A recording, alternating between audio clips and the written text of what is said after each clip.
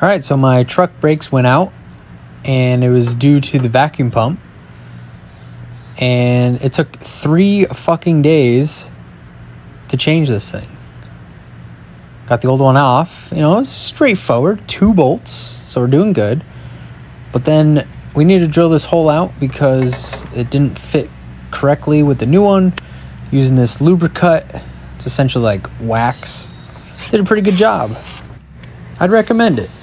Also, my arm vise here, you know, not the strongest. Yeah, it did the job. Nice clean cut. So I mount up the new bracket, fit perfectly. Then, this is where I needed another tool. So this is like a power steering pump tool. It's the pulley puller. Already needed to modify it right out of the box. So the problem was it wasn't fitting around this little thing where it would grab onto. And after grinding it, you know, some force, it fit. But that, you know, it wasn't that easy. The little sleeve wouldn't fit over that.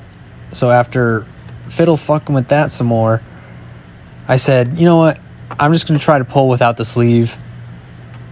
That didn't work. Thing popped right off.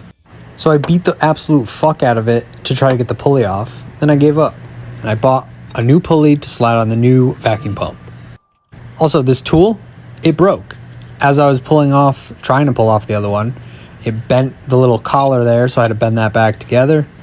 But it would still work as the installation tool. So I used all my might to get this thing lined up as best I could. It worked. I'm happy. Yeah. Took forever, but it's nice and lined up now. That's the thing. You got to have the right tools for the job. This thing took 3 days when it should have taken 15 minutes. Here's a time lapse of me putting the pump back in. Super quick. So let's start this hunk of shit. So the thing's been sitting for about a week now. And, you know, it primed up pretty good.